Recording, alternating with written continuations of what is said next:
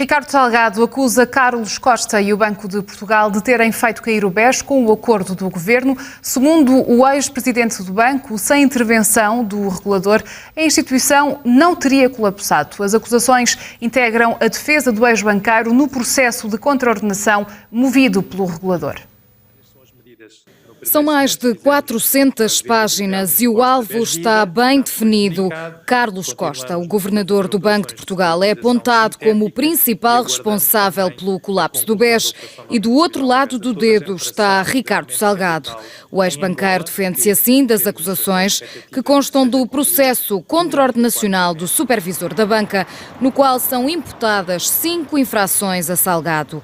O documento, a que o Diário Económico e o Diário de Notícias tiveram acesso, é assinado pelo escritório de advogados que representa o ex-presidente da instituição e é implacável com Carlos Costa.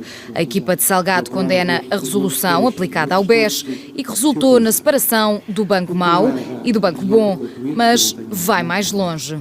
Garante que o BES não faliu. O BES foi obrigado a desaparecer pelo Banco de Portugal com o apoio do governo liderado pelo Dr. Pedro Passos Coelho.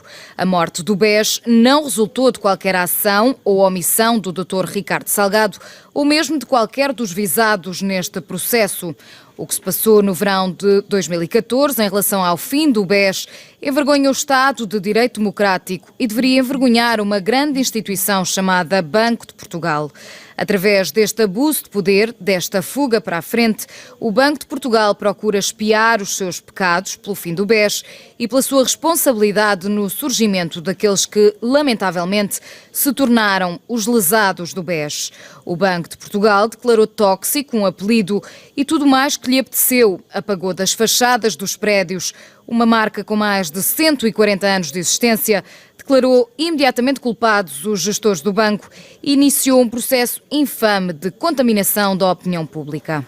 No documento, Salgado assume que o supervisor não pode ajuizar neste caso, pois foi protagonista e está no papel de juiz, e culpa também Carlos Costa de travar o processo de reembolso dos clientes do papel comercial. Os advogados do banqueiro apontam também várias outras nulidades ao processo. Ao longo de 432 páginas, tentam desmontar a tese do Banco de Portugal, que deverá servir de guião para um eventual processo do Ministério Público. A defesa acusa o regulador de decidir em causa própria, não ser isento e esconder as alegadas responsabilidades no colapso do banco. Ficam também patentes as críticas ao Executivo de Passos. A defesa refere que o desaparecimento do BES foi recompensado com a recondução de Carlos Costa como governador. José Maria Ricciardi também não ficou a salvo das críticas. É referido na contestação como o único elemento da família que continua em funções na banca, sendo referida uma amizade pessoal com o primeiro-ministro.